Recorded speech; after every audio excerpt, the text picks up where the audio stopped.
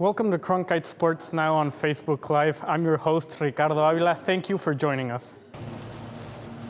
Even though temperatures in the cryo chamber can drop to negative 170 degrees Fahrenheit, and some might see that as torture, it definitely has its benefits.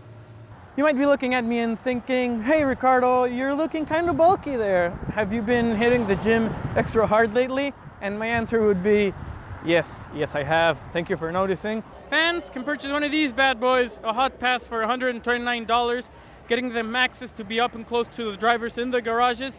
She told me her channel is about more than just picking weights up and putting them down. She said it's about inspiring others. I'm actually wearing a lot of layers because it's kind of cold, especially compared to Phoenix. Organizers said the drivers will experience the intensity of finishing on a curve like never before.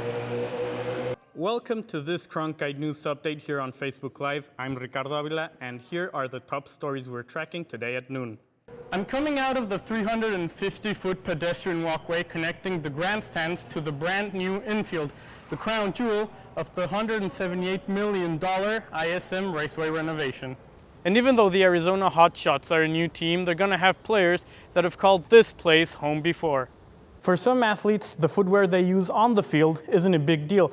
But for players like Cubs outfielder Jason Hayward, it's a little bit more than important. I spoke to head coach Rick Shantz, who said the atmosphere at the stadium should rival levels of the Super Bowl and the World Series. Take a break from election news for a moment because it's time to celebrate Halloween.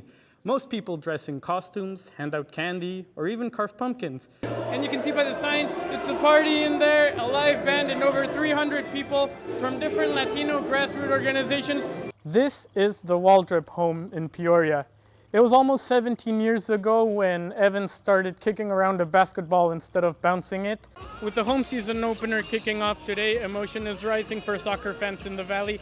Carteron said he knows what he needs to fix in order to have the team up and running ahead of the USL season opener in March. And today is the last day early voters can mail in their ballot for the upcoming midterm election on November 6th. Players are preparing themselves to send Swope Park Rangers back home, and that the team is ready to bring the cup to Phoenix. The only question needing to be answered is, what do they need to become part of the U.S. soccer elite?